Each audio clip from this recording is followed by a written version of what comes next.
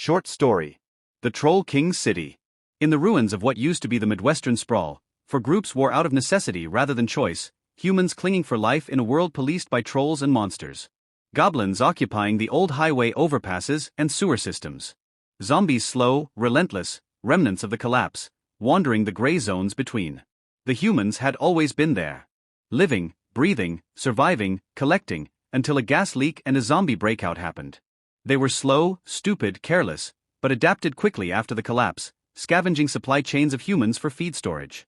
Goblins abandoned and building a barter economy out of anything that didn't rot. Loot, craft, scavenge, search, seek, patrol, hunt, fish, repair.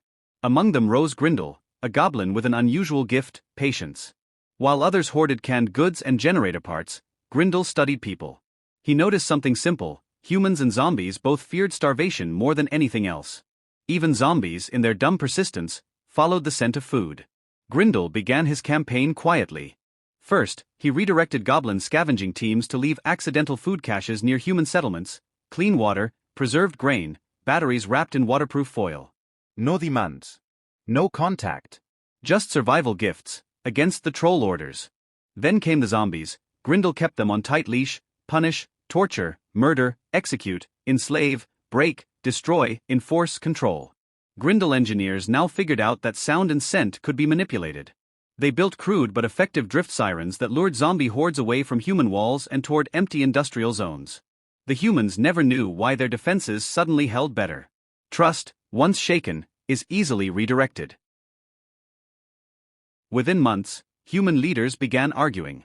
Some claimed the goblins were terrorists, growing stronger, powerful, numbers, in the undercities. Others insisted the goblins were the only reason civilization hadn't fully collapsed. Meanwhile, goblins debated among themselves whether contact was even worth the risk. Grindel decided it was. He organized the first supply accord, a convoy of goblin-managed food and medicine delivered directly to human gates. No weapons. No ambush. Just abundance. First-timers. Humans were stunned, suspicious, desperate, leery. When winter came early that year, the accord saved thousands. That was when Grindel announced his campaign. Not for Goblin King. Not for war chief. For mayor. The idea was absurd on its face. Humans didn't elect goblins. Goblins didn't do mayors. And zombies certainly did eat but not vote. But Grindel had studied systems. He didn't ask for votes in a traditional sense. Instead, he tied legitimacy to survival. Every settlement that accepted accord aid received protection contracts.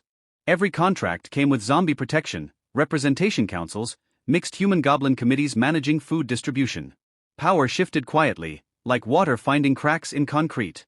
By the time anyone realized what was happening, Grindel already had enough council endorsements to declare an interim regional mayoral authority over the Reconstruction Belt. The backlash was immediate. Human hardliners accused him of manipulation. Goblin traditionalists called him a sellout. Zombies, predictably, continued shambling, pursuing, chasing, ripping, clawing, biting at anything toward the nearest noise. At the decisive assembly held in the old airport terminal, half-lit, guarded by joint patrols, Grindel stood before representatives of all four groups. "I did not conquer you," he said. "I fed you. I protected you from what eats you all equally. If that is manipulation, then every broken system before me was already worse." A human delegate shouted, "You engineered dependence." Grindel nodded. "Yes. And then I made it mutual." From the back, a goblin engineer added quietly, "That's the first time that's ever happened." Even the humans didn't have a good response to that. Outside the terminal, a distant siren drifted across the cracked runways, drawing a wandering zombie herd harmlessly away, another routine adjustment in Grindel's expanding system of managed survival. When the vote came, it wasn't unanimous. Fear, panic, fight, ambush. It didn't need to be. It only needed to be enough. Grindel became mayor of the Reconstruction Belt not because anyone trusted him fully, but because everyone trusted starvation less. Short story. The Troll King's City ending. The rebellion began at dawn. Human resistance fighters emerged from sewers, abandoned factories, hidden tunnels, beneath the city. They attacked checkpoints, sabotaged bridges, and overwhelmed several goblin, zombie, troll, other Monster Militia patrols. For the first time in years, the humans believed they might reclaim their city. War continues. Mara led the final assault on City Hall, where King Brugg ruled from a massive stone fortress built over the old government building. Hundreds of rebels fought, kicked, punched, torched through goblin officers, troll guards, zombies, armored ogres, to reach the throne chamber. The battle was fierce. One by one, Mara's allies fell. The Monster Militia closed ranks and pushed the rebels back. Burning, drowning, beheading, disembowing, clubbing, piking, bowing, stabbing, eating, tearing, then the great doors of the throne room burst open. King Brugg entered the fight himself. Standing nearly 12 feet tall, clad in black iron armor, the Troll King carried a war hammer large enough to crush a wagon. Every swing shattered stone and sent rebels flying. Grindel gets stomped, crushed. King Brugg guards formed a wall around him as the remaining resistance fighters desperately attacked. Mara reached Brugg and struck him with a stolen militia blade. The weapon pierced his armor but failed to stop him. Brugg knocked her to the ground and ordered her captured alive. By nightfall, the rebellion was broken, shattered, destroyed. The resistance headquarters were discovered, arrested, sealed, curfewed, surveillanced. The Monster Militia gained new powers to search homes and detain anyone suspected of disloyalty. Mara was imprisoned in the deepest cells beneath City Hall. From his throne, Brugg declared that the age of rebellion was over. Yet rumors, gossip, news continued to spread through the city's shadows.